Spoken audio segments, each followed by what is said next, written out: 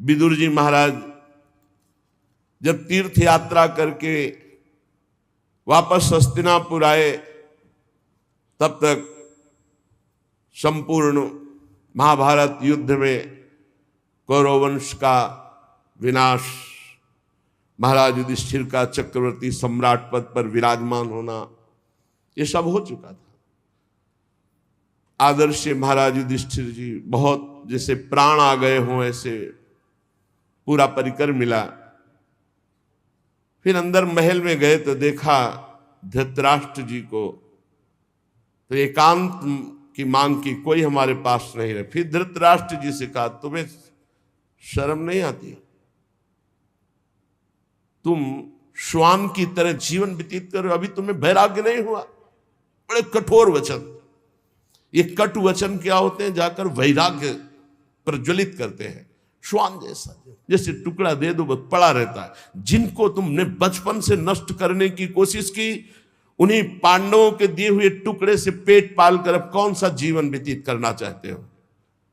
उठो, अभी चलो हमारे साथ। महाराज धृतराष्ट्र भगवान की कृपा पात्र है, भगवान व्यासदेव जी द्वारा प्रकट है, कोई अज्ञानी नहीं है। युद्ध के पहले भगवान ने अक्रूर जी को भेजा था समझाने के लिए, जाओ धृतराष्ट्र को। तो धृतराष्ट्र को समझाया तो धृतराष्ट्र जी ने क्या उत्तर दिया था? बड़े ज्ञानी महात्मा धृतराष्ट्र जी, कोई साधारण नहीं है, वो लीला पात्र है। उन्होंने कहा, अक्रूर जी तुम बातें जितनी कह रहे हो सब मुझे पता है, मुझे ज्ञात है, मैं जान रहा हूं, पर मेरे हृदय में चमक कर अंतर ध्यान हो जाती है, इसका मतलब श्री कृष्ण कुछ करवाना चाहते हैं। अक्रूर जी मुझे सब ज्ञात है जो आप बोल रहे हो, मेरे हृदय में बातें चमकती हैं और अंतर ध्यान हो जाती, इसका मतलब श्री कृष्ण कुछ करवाना चाहते हैं। और अक्रूर जी जो श्री कृष्ण करवाना चाहते हैं उसे कोई नहीं रोक सकता। महात्मा है धृतराष्ट्र जी। एकांत में हिमालय की भूमि पर एक पर्णकुटी बनाई और योगाभ्यास कराया। साक्षात मूर्तिमान धर्म है विदुर जी। इधर जब महल में प्रणाम करने के लिए महाराज युधिष्ठिर आए तो देखा ना तो धृतराष्ट्र है, न गांधारी, न विदुर जी। तो बहुत चिंतित, बहुत शोकित, शायद मेरे द्वारा कोई त्रुटि हो गई हो, मेरे सेवा में तो शंका करके वो चले गए हों। इतने में देवर्षि नारद जी आए और उन्होंने कहा, आपको चिंता करने की जरूरत नहीं है, आज के 5वें दिन महाराज धृतराष्ट्र का शरीर भस्म हो जाएगा। पर्णकुटी में जो गार्हपत्यादि अग्नियां हैं वो अपने आप कुटी को जलाएंगे, कुटी में बैठे हुए धृतराष्ट्र भस्म होंगे और धृतराष्ट्र की देह को जलते देखकर गांधारी उन्हीं के साथ अपने शरीर को भस्म कर देंगी। ऐसा ही हुआ। 5वें दिन महाराज धृतराष्ट्र का शरीर पूरा हुआ, गांधारी जी पति के साथ भस्म हो गई। विदुर जी वहां से तीर्थ यात्रा को चले गए। देवर्षि नारद जी ये बता करके तुम्बुर गंधर्व के साथ स्वर्ग को चले गए। महाराज युधिष्ठिर एकांत में विचार करने लगे, क्या समय आ रहा है, सब नष्ट होता जा रहा है, ये लोगों का स्वभाव कैसे बदल रहा है। 7 महीना हो गए थे अर्जुन को द्वारिका गए हुए, अभी वापस नहीं आए थे। महाराज युधिष्ठिर ऐसे अपशकुन देखने लगे जिससे पता चलने लगा कि विनाश होगा। जिस समय जो ऋतु होनी चाहिए वो ऋतु नहीं, उल्टे समय में ऋतु। जब वर्षा होनी चाहिए तब सूखा, और जब वर्षा नहीं होनी चाहिए तो अपार वर्षा, फसल नष्ट हो जाना, लोगों को बड़ा दुख होना। और देखा कि प्रायः लोग क्रोधी हो रहे हैं, कौड़ी कौड़ी के लिए लोभ करने लगे हैं, झूठ बोलना स्वभाव बन गया है, मित्रता में छल और कपट हो गया है, माता पिता सगे संबंधी पति पत्नी इनमें परस्पर झगड़ा होने लगा है। इसका मतलब है कि विनाश काल उपस्थित हो रहा है। जिसको देखो वो दंभी बनता जा रहा है, पाखंडी बनता जा रहा है, धन की प्रधानता हो गई है, युधिष्ठिर जी बहुत चिंतित हुए। युधिष्ठिर जी ने भीमसेन से कहा कि अर्जुन को हमने द्वारिका इसलिए भेजा था कि वहां जाकर पुण्य श्लोक भगवान श्री कृष्ण क्या करना चाहते हैं इसका पता लगाकर वो हमें बताएं आके।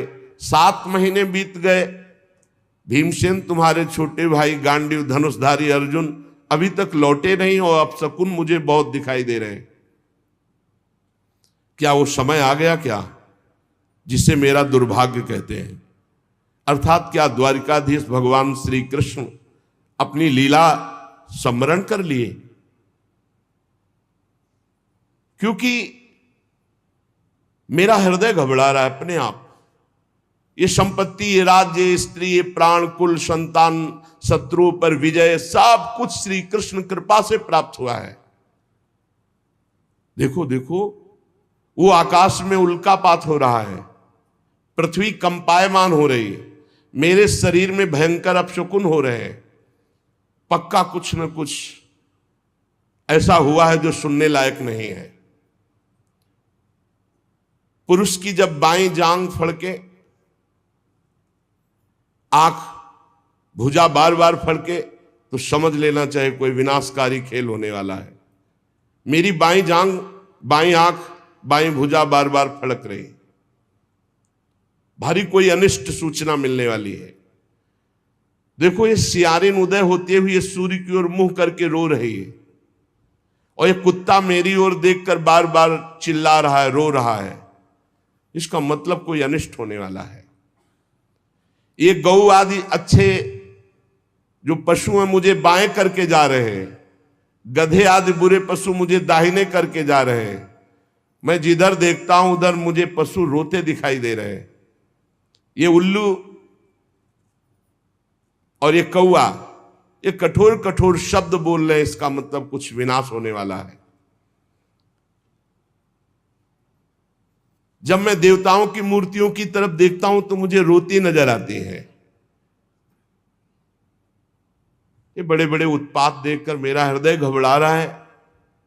क्या ये पृथ्वी भाग्यहीन हो गई? जिनका सौंदर्य, जिनके चरण कमलों में ध्वजा वज्र अंकुश चिन्ह है, क्या ये पृथ्वी उन चिन्हों से रहित हो गई? राजा युधिष्ठिर इन भयंकर उत्पातों को देखकर मन ही मन बहुत चिंतित थे। इतने में देखा कि अर्जुन पधार रहे। दौड़ पड़े युधिष्ठिर, समीप गए तो कदम रुक गए। अर्जुन का मुंह उदास, आंखों से आंसू, शरीर शक्तिहीन, कांतिहीन। जे ही महाराज युधिष्ठिर के सामने पहुंचे, अर्जुन गिर पड़े। घबरा करके युधिष्ठिर जी ने उठाया, अर्जुन से पूछा, भाई द्वारिकापुरी में सब कुशल मंगल है ना? छोटे भाई सहित मामा वसुदेव जी कुशल हैं, उनकी पत्नियां सब कुशल हैं, बलराम जी के द्वारा सुरक्षित द्वारिकापुरी, हमें लगता है सब कुशल होगा। अर्जुन कुशल ही बोलना। भक्तवत्सल ब्राह्मण भक्त भगवान श्री कृष्ण स्वजनों के साथ द्वारिका की सुधर्मा सभा में सुखपूर्वक विराजते हैं ना? आदि पुरुष बलराम जी के साथ संसार के परम मंगल, परम कल्याण, परम उन्नति के लिए यदुवंश रूपी क्षीर सागर में हमारे प्रभु जैसे विराजमान, अभी विराजमान है ना? मुझे बहुत भय हो रहा है। अर्जुन जल्दी बताओ, तुम श्रीहीन हो गए हो, तेजहीन हो गए हो। क्या तुम्हारा किसी ने अपमान कर दिया? कहीं तुमने दुर्भावपूर्ण कोई अमंगल कार्य तो नहीं कर दिया? क्योंकि अमंगल कार्य करने वाले का तेज नष्ट हो जाता है। कहीं ऐसा तो नहीं हुआ कोई पात्र आया हो तुम्हारे पास और भीख मांग रहा हो और तुमने उसको दी न हो तो तुम्हारा पुण्य नष्ट हो गया हो? कहीं ऐसा तो नहीं हुआ देने की प्रतिज्ञा करके तुम मुकर गए हो तो तुम्हारे सुकृत नष्ट हो गए हो? कहीं ऐसा तो नहीं हुआ शरणागत का तुमने त्याग कर दिया हो? प्रश्नों की झड़ी लगा दी। कहीं ऐसा तो नहीं हुआ अगम्या स्त्री का समागम कर लिया हो, कहीं ऐसा तो नहीं हुआ कि जिस समागम करने योग्य का अपमान कर दिया हो। बड़े प्रश्न किए, लेकिन मुझे लगता है कि ऐसा धर्म विरुद्ध आचरण तुमसे कोई हो ही नहीं सकता। बहुत संभल के बोलना, इस समय मैं बहुत घबरा रहा हूं, क्या हो गया, मुझे बहुत मानसिक पीड़ा हो रही। वैसे ही दुख से अर्जुन जी बड़े दुखी थे। जब इतने प्रश्न किए तो विषादग्रस्त आंसुओं की झड़ी अर्जुन की, शरीर कांप रहा है, मुख सूख रहा है, पीला पड़ गया है चेहरा, बस एकमात्र श्री कृष्ण के ध्यान में डूबे हुए हैं। काफी देर में साहस बटोर करके उन्होंने बोलना शुरू किया। अर्जुन ने कहा, महाराज मेरी आंखों से वो ओझल हो चुके हैं जो हमारे प्राण, हमारे जीवन, हमारे सखा, जो प्रेमवश रथ हाँकना, टहलना, दूत बनना, मित्रता का, अभिन्न हृदयता का व्यवहार करना, महाराज मैं लुट गया। प्रभु अंतर ध्यान हो गए। महाराज जिन्होंने मेरे ममेरे भाई का घनिष्ठ रूप धारण किया वो परब्रह्म परमात्मा है, मैं समझ नहीं पाया। जिन्होंने मेरे मित्र का रूप धारण किया वो मुझे ठग लिया। मेरा पराक्रम बड़े बड़े देवता नहीं सह सकते थे, आज क्षुद्र बन के भीलों ने मुझे परास्त कर दिया, लूट लिया। क्योंकि मेरा बल तो अंतर ध्यान हो गया ना। जैसे ये शरीर प्राणों से रहित मृतक कहलाता है महाराज, आज मैं वैसा हो चुका हूं। मेरे प्राण श्री कृष्ण अंतर ध्यान हो चुके हैं। मैंने उन्हीं के आश्रय से महाराज द्रुपद के घर में आए हुए कामोन्मत्त राजाओं का तेज अपहरण करके द्रौपदी को स्वयंवर में जीता। मैंने उन्हीं के आश्रय से गांडीव धनुष पर बाण चढ़ाकर मत्स्यवेद किया। भगवान की दिव्य शक्ति हर समय अर्जुन के साथ रहती थी। ये आज वही गांडीव हमारे हाथ में है, लेकिन मैं भीलों से नहीं जीत पाया। मैं लौट के आ रहा था भगवान के निज जनों को लेकर, लेकिन मेरे में सामर्थ्य नहीं रही, क्योंकि मेरे श्री कृष्ण अंतर दे। वही गांडीव, वही भुजाएं जिसके बल से खांडोवन को, इंद्र को भी रोक करके अग्नि को तृप्त किया। उसी से मैदानों की रक्षा की जो आपकी सभा में जल में थल, थल में जल का भ्रम करने वाली दिव्य सभा तैयार की थी। 10,000 हाथियों का बल रखने वाले जरासंध को ऐसे तिनके की तरह चिरवा दिया उन्हीं श्री कृष्ण ने भीम से। 20,000 राजाओं को मुक्त किया जो भैरव यज्ञ में बलि देने के लिए बंदी बनाए हुए था। महाराज हर तरह की विपत्ति में श्री कृष्ण सामने नजर आते थे। चाहे वो द्रौपदी को वस्त्रहीन करने के लिए कौरवों की सभा हो, या वनवास के समय दुर्योधन के षड्यंत्र से भेजे हुए 10,000 शिष्यों के साथ दुर्वासा ऋषि, हर समस्या का समाधान श्री कृष्ण थे। ये कई बार सुना चुके हैं दुर्वासा ऋषि का प्रसंग। बड़ा कठिन है किसी महापुरुष को प्रसन्न कर लेना, लेकिन जिनका भगवान से अनुराग नहीं वो लाभ नहीं ले पाते। 4 महीने दुर्वासा जी की बड़ी सेवा की दुर्योधन ने।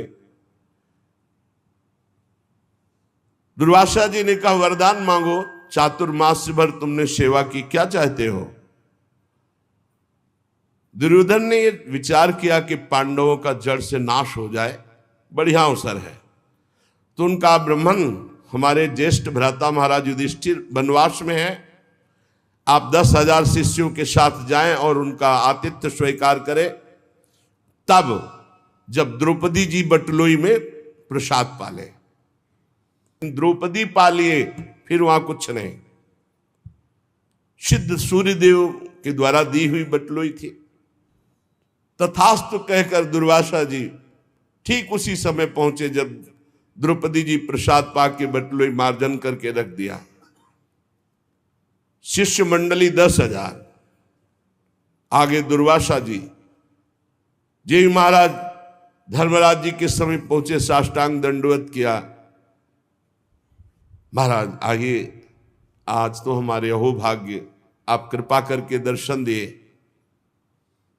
अब पूछना होता, महाराज प्रसाद पाल? हाँ हाँ, अभी यमुना स्नान करके आते हैं, अभी आते हैं प्रसाद पाने। 10,000 शिष्य सहित यमुना जी स्नान करने गए। महाराज युधिष्ठिर द्रौपदी के पास गए और द्रौपदी जी से पूछा, प्रसाद पा लिया? हाँ, बटलोई मान के रख दी। मूर्छित से हो गए। द्रौपदी जी कौरव सभा से शरणागति पूर्ण पुष्ट हो चुकी थी। उठाया, आप ऐसी दशा को क्यों प्राप्त हो गए? तो उनका बटलोई में तुमने पा लिया, धो के रख दिया। 10,000 शिष्यों के साथ महाक्रोधी दुर्वासा ऋषि आते ही साप दे देंगे। अब क्या 10,000 के लिए कंदमूल फल भी एकत्रित नहीं कर सकते। द्रौपदी ने कहा, एक बटलोई का तुम्हें इतना भरोसा है? अरे जो पूरे विश्व को पवाता है वो मेरा श्री कृष्ण है, अब कोई संशय नहीं। आंख मूंदी और ध्यान करके आर्त भाव से पुकारा, श्री कृष्ण। उनको कहीं आना जाना है? देखा पीतांबर फहराते हुए मुस्कुराते हुए चले आ रहे हैं। आकर के पहले कहा, द्रौपदी बहुत भूख लगी, कुछ पवा। समस्या पे समस्या। अरे महाराज, इसी समस्या से तो आपको याद किया है। नहीं कृष्ण ने बाद में, बड़ी भूख लगी, कुछ खाने को दो। द्रौपदी ने फिर गदगद कंठ से कहा, प्रभु ऐसे तो मेरे बड़े भाग्य हैं कि आप ऐसे कह रहे, पर प्रभु इस समय कुछ नहीं है, बटलोई मांझ के रख दिया। अच्छा तो जरा बटलोई लाना। ये कर तुम अकर तुम अन्यथा कर तुम, सर्व समर्थ भगवान का प्रताप देखो। कोई साधारण स्त्री भी जूठा पात्र थोड़ी धो के रखे कि रख दिया, उसमें सीख जरा भी शीत लगा हुआ है। फिर ये तो पतिव्रता है, देवी है, ये कोई स्त्री से प्रकट है क्या? द्रौपदी यज्ञ से प्रकट है। दूसरी बात, जब भगवान सूर्य ने कह दिया कि द्रौपदी के पाने के बाद कुछ नहीं बचेगा, तो कुछ नहीं बचेगा। लेकिन श्री कृष्ण है, एक साक का शीत निकाला। कहां से निकाला? बटलोई से। सिद्ध बटलोई, धुली बटलोई, ये है श्री कृष्ण। और कहा इतने में तो पूरा विश्व तृप्त हो जाएगा। जबान में रखा तो वहां मुनिमंडली जो यमुना स्नान कर रही थी, ऐसा भरा बड़ा आचमन करने की जरूरत नहीं। बोले जाओ, भीम से कहा भगवान ने, कह दो पकवान तैयार है, आओ महाराज। बोले महाराज, बोले जाओ तो तुम कहो जा करके। जो ही भीमसेन गए तो वहां सब दुर्वासा जी का, महाराज रसोइये ने ऐसे सुंदर व्यंजन बनाए, आप पधारे। तो उनका देखो, आचमन करने की जगह नहीं। वैसे तो अगर 2 मिनट लेट हो जाते तो हम सब भाग जाते यहां से, क्योंकि किसी के सामर्थ्य नहीं है। शिष्यों ने कहा, गुरुजी आदेश मत कर देना, आचमन करने की जगह नहीं। उनका वरदान मांगो। तो बोले जिस भाव से दुर्योधन ने भेजा था वो उसी भाव को प्राप्त हो जाए। विनाश के लिए भेजा था, उन्होंने कहा तथास्तु। अर्जुन जी कह रहे हैं, जिनके बल से बड़े भारी दुस्तर संकट दुर्वासा से हम बच पाए, जिनके प्रताप से हमने भगवान शंकर को अपनी बाहुओं से युद्ध रूपी पूजा करके तृप्त कर दिया। भगवान शंकर से भगवान शंकर से कोई एक सेकंड भी युद्ध कर सकता है? अरे प्रलयंकारी रुद्र हैं, इनके सामने कोई नहीं टिक सकता। बाहु युद्ध या जितने अक्षय तूणीर में बाण थे सब ऐसे लीन हो गए। जब बाण मारते ना तो शरीर में अंतर ध्यान हो जाता। अर्जुन जी को लगा ऐसा किरात कौन सा वीर है कि जो हमारे बाणों को ही ली ले जा रहा है।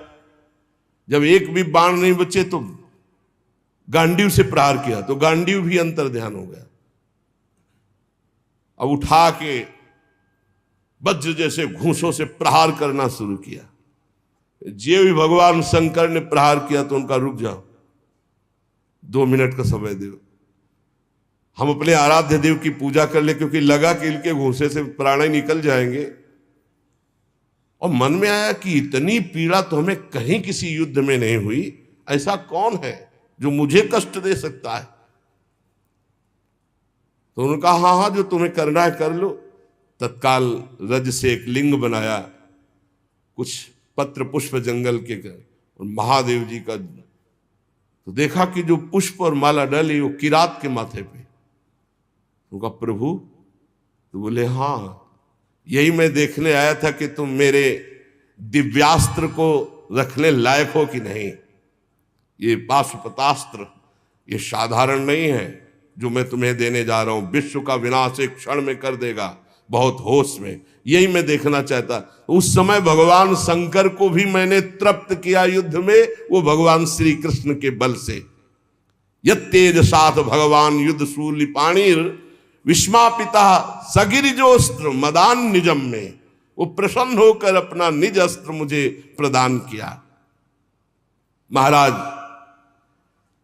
जिन श्री कृष्ण के प्रताप से देवराज इंद्र की सभा में देवराज के सिंहासन पर आधे पर बैठने का मुझे अधिकार मिला, जिन श्री कृष्ण के प्रताप से देवताओं ने मेरी पूजा की, ऐसा मैंने युद्ध किया, निवात कवच नामक दैत्यों का विनाश किया, आज मैं उनसे रहित हो गया हूं। अर्जुन जी कह रहे महाराज मैं अपार शोक से युक्त हो रहा हूं। सोने बैठने टहलने, बड़ी बड़ी बातें, भोजन आदि के समय बड़ी मजाक करना, और कभी कभी तो मैं उन्हें कह देता कि मित्र तुम तो बड़े सत्यवादी हो, तो हंस देते। वो महापुरुष मैं समझ नहीं पाया। मित्र मित्र का जैसे अपराध सह लेता है, पिता पुत्र का अपराध सह लेता है, ऐसे मुझ दुर्बुद्धि का मजाक वो सहते। मेरे प्रिय सखा, मेरे प्रिय मित्र, नहीं नहीं, मेरे हृदय, मेरे पुरुषोत्तम भगवान ने मुझे छल लिया। वो चले गए। मैं उनके निज जनों को द्वारिका से साथ ला रहा था। मार्ग में दुष्ट भीलों ने मुझे एक अबला की तरह हरा दिया। मेरे में कोई बल नहीं, वही गांडी, वही बाण, वही अर्जुन, कुछ नहीं कर पाया। लूट ले गए संपत्ति। वही मेरा गांडीव है, वही अक्षय तूणीर, वही बाण, वही रथ, वही घोड़े, वही रथी अर्जुन, पर मेरा सारथी नहीं, मेरे श्री कृष्ण नहीं, तो मैं परास्त हो गया, हार गया। लूट लिया भीलों ने। श्री कृष्ण के बिना मैं सार शून्य हो रहा हूं। क्या करूं? तुमने जितने ईश्वर संबंधियों की बात पूछी सब नष्ट हो चुके हैं। पता नहीं क्या हो गया, सब आपस में मदोन्मत्त होकर एक दूसरे को मार डाला। यदुवंशियों ने एक दूसरे को ही मार डाला। महाराज केवल 4 या 5 लोग बचे हैं, पूरे यदुवंश का विनाश हो चुका है। वास्तव में यह केवल श्री कृष्ण की संहार लीला थी। बड़ा विचित्र खेल, एक दूसरे को मार डाला, एक दूसरे को पहचाना ही नहीं। सूत जी कहते हैं अर्जुन ये कहते कहते बेसुध हो गए। भगवान श्री कृष्ण के चरण कमलों के चिंतन में अर्जुन की चित्तवृत्ति अत्यंत निर्मल प्रशांत हो गई। इतना भक्ति का वेग बढ़ा कि मौन धारण करके आंख मूंद करके चुपचाप बैठ गए। बैठते ही भगवान की द्वारा जो उपदिष्ट गीता था, संपूर्ण गीता ज्ञान प्रकाशित हो गया। व्यवधान रहित परब्रह्म स्वरूप में अर्जुन स्थित हो गए। ये भगवान की कृपा होती है।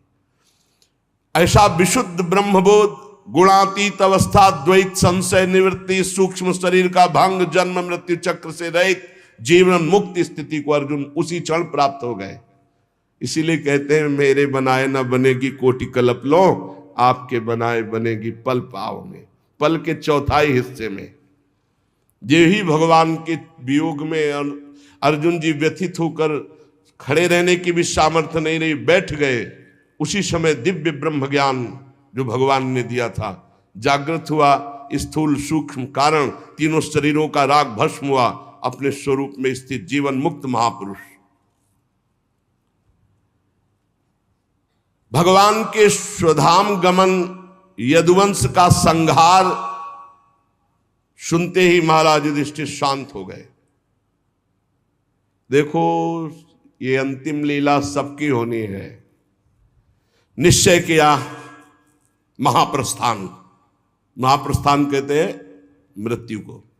अब महाप्रस्थान करना है। जन्म मृत्यु रूप संसार से अब मुख मोड़ लिया महाराज युधिष्ठिर जी ने। जब भगवान ने शरीर त्याग दिया तो अब हमारा इस मृत्यु लोक में क्या काम। जिस समय भगवान श्री कृष्णचंद्र जी ने इस पृथ्वी से अपने शरीर को अंतर ध्यान किया, उसी समय पाप और अधर्म में फंसाने वाला कलयुग का राज्य लागू हो गया। उसी समय से महाराज युधिष्ठिर ने कलयुग का फैलना देखा। देश में, नगर में, घरों में, प्राणियों के हृदयों में असत्य, छल, हिंसा, अधर्म, व्यभिचार, ये सब की बढ़ोतरी हो रही। अपने भाइयों से कहा महाप्रस्थान का निश्चय करो, अब रहना नहीं इस पृथ्वी में। बड़ा मंगल रूप होगा कलयुग का। विनयी पौत्र महाराज परीक्षित, जो अब कुछ सयाने हो चुके थे, गुणों में महाराज युधिष्ठिर के समान थे, समुद्र से घिरी हुई पृथ्वी के सम्राट पद पर हस्तिनापुर में महाराज परीक्षित का अभिषेक किया। और यहां मथुरा में शूरसेनाधिपति के रूप में अनिरुद्ध के पुत्र वज्र जी का अभिषेक किया।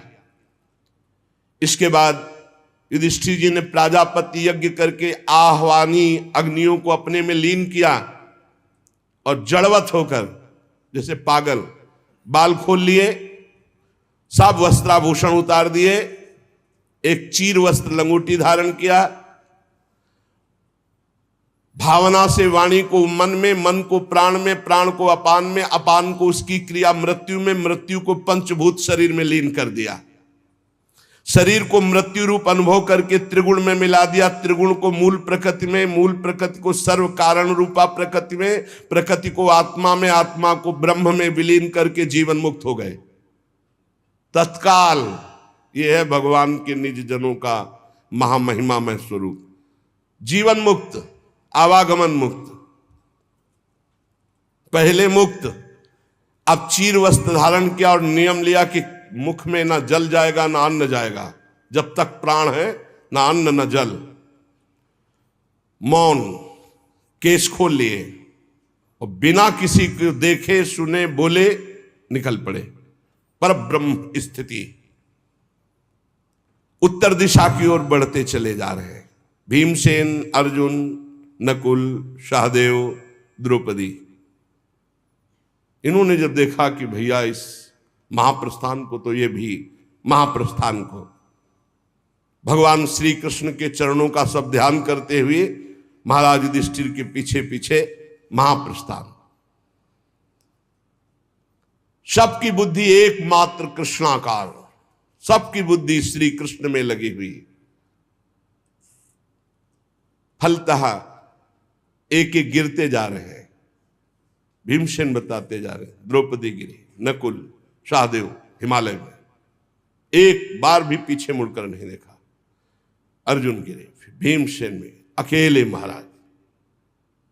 सीधे विमान आया था महाराज युधिष्ठिर जी के लिए, और ये शरीर छोड़कर दिव्य लोक को पहले ही प्राप्त हो गए। भगवान के प्यारे भक्त पांडवों के महाप्रयाण की इस पवित्र मंगलमयी कथा को जो पुरुष सुनता है वो निश्चय ही निष्पाप होकर मोक्ष को, भगवत धाम को प्राप्त होता है।